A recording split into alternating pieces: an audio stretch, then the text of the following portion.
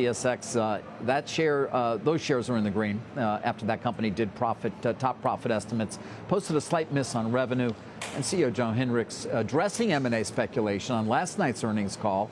He said, quote, "We welcome all opportunities that would allow us to deliver value for our shareholders." He joins us now for an exclusive, and Morgan Brennan is here at Post 9 to lead it. Morgan. All right, David, thank you. And Joe Hinrichs, great to have you back on the show. Welcome. Good morning, Morgan. Thank you. I got to start right there. The advanced discussions between Union Pacific and Norfolk Southern. Your reaction? Well, we heard, obviously, the rumors, and we had some more intelligence on the subject. But I'll just say, listen, we're really proud of our competitive position. We believe we're the strongest railroad in the East. You can see the market value of our company, and we're excited about the opportunity to participate in any conversation that creates value for our shareholders, and as we said, helps us profitably grow and create value for all customers and even our employees. Are you speaking with BNSF about a similar tie-up? We're not going to talk about any speculation around any conversations. We're not going to comment on that. Just recognize that we're in a strong position, and we're really proud of our operating results in the second quarter, and that helps give us the opportunity to have any conversation about how we can advance the opportunity to serve our shareholders better.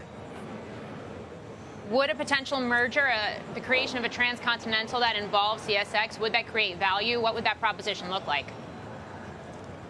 Well, I think, a lot of the conversation's been around the opportunity to increase fluidity and ease of transition at the interchange points. There are lots of ways to go to work on that. We believe there are many different ways you can go to work on that.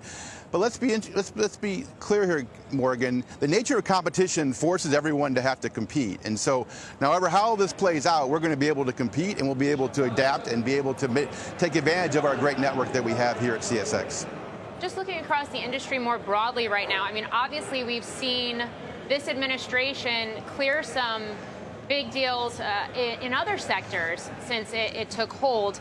But you also have a Trump administration that's very focused on creating jobs and bringing inflation down. So just looking at consolidation more broadly, the possibility of it across the industry, is there a risk that regulators will say no to it?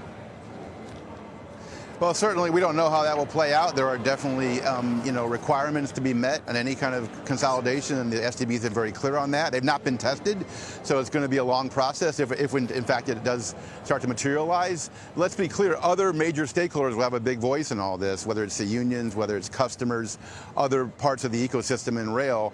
And we're proud of the relationship we have with all of those different constituencies in rail. We're probably the best customer relationships in the industry. We're probably the best relationship with the unions. So we'll see how it plays out, but clearly there is a regulatory hurdle here to be met, and it will be interesting to see how, if and when that gets discussed, how that plays out.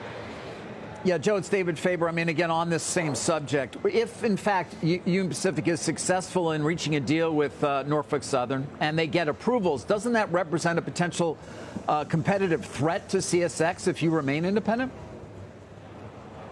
Well, it depends on how you would respond to that. As an industry, collectively, there are lots of players in the industry. There's not just two. There's 6 Class 1s, and there's, of course, all the other stakeholders. In addition, as I said earlier, the nature of competition forces opportunity to you to adapt and change. I grew up in the auto industry for 30 years, and we compete every day with some of the best companies in the world, and that competition drives innovation and it drives new solutions. So we have a strong relationship with our customers. We have a strong footprint. We're the strongest in the Southeast. We're the only Class 1 railroad in Florida. I mean, we have a lot of advantages that we could take advantage of. And if, in fact, there were an opportunity to revisit how the interchanges work, we would participate in that and be very innovative and creative in how we did that. Yeah, well, to the extent you're hearing anything from the government or the STB, I mean, is there, or do you sense that there's a willingness on their part to allow for, or certainly to give a strong hearing to the possibility of these kinds of deals? I'm not going to speculate on what the government's response would be. We have a great relationship with the STB. In fact, I think one of the strongest in the industry, but I'm not going to speculate on where these would go, because obviously we'll have to see how it plays out. So shifting gears here to earnings, volumes were flat, profit declined, but you reported improving efficiency within the network. How does this set you up for the second half of the year, especially as you do navigate some of these macroeconomic impacts? Sorry, I'm getting feedback from some other voice. Your outlook on the economy, Joe. Can you hear me? I can now, yes, sorry. Want to get your outlook on the economy, especially on the heels of earnings and as you reiterated your outlook for the full year. Yeah, sorry, Morgan, I'm getting some interference, but I heard you ask about the economy. I mean, listen, it's a mixed bag. You know, there's strengths in some areas like construction. The ag business has been strong, a strong Midwestern crop. Coal volumes are still strong. Met coal prices are down significantly. But also intermodal business has been up and down, but it's up, you know, very much for the year. But autos, housing, some of the paper, pulpboard, you know, stuff tied to interest rates are still under pressure. And so there's still potential for this economy to grow if we can get some of that going. Have you seen a direct impact from tariffs? Well, you've seen the ebbs and flows of port activity, right? Of the trade impacting the flows into the ports. You know, I think that it's good for the economy. We all believe it's good for the economy if we get these trade deals done and we have certainty on tariffs so that we can get the trade flows back to, you know, some predictability. But we feel really good about our intermodal business. It's up year over year, and you know, whether it's domestic or intermodal or international, we feel good about the volume opportunity going forward. The administration's talking about a CapEx comeback. Are you seeing signs of it? Well, as we said last quarter, we're up to 600 individual projects being worked on in our network, but for industrial development.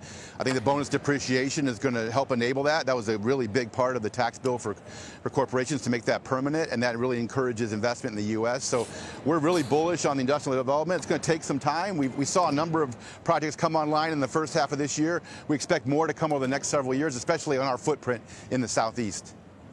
Joe Hinrichs of CSX, thank you for joining us. Thank you, Morgan.